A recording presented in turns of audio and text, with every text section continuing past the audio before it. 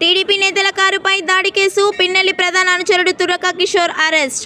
పల్నాడు జిల్లా మాచెల మాజీ ఎమ్మెల్యే వైఎస్ఆర్సీపీ నేత పిన్నెల్లి రామకృష్ణారెడ్డి ప్రధాన అనుచరుడు తురక కిషోర్ను ఏపీ పోలీసులు అరెస్ట్ చేశారు. వైఎస్ఆర్సీపీ ప్రభుత్వం హయాంలో అధికారాన్ని అడ్డం పెట్టుకుని అనేక దౌర్జన్యాలు, అక్రమాలకు తురక కిషోర్ పాల్పడ్డారు. స్థానిక సంస్థల ఎన్నికల సమయంలో మాచెల నియోజకవర్గంలో పర్యటనకు వెళ్లిన టీడీపీ నేతలు బోండా ఉమా మహేశ్వరరావు, బుద్ధ వెంకన్న ప్రయాణిస్తున్న కారుపై దాడి చేశారు. పెద్ద కర్రలతో కారు అద్దాలు బద్దలు కొట్టి దాడికి దిగారు.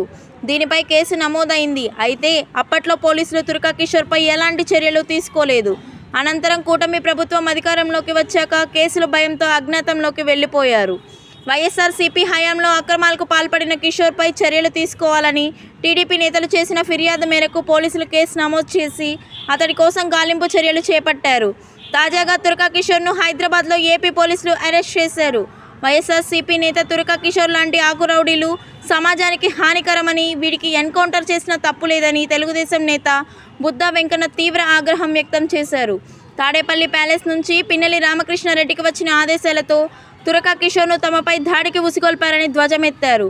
తురక కిషోర్కు చైర్మన్ పదవి ఆశ చూపించి తమపైకి దాడికి దింపాడని, తాము త్రుటిలో తప్పించుకున్నామని దాడి ఘటనను గుర్తు చేసుకున్నారు.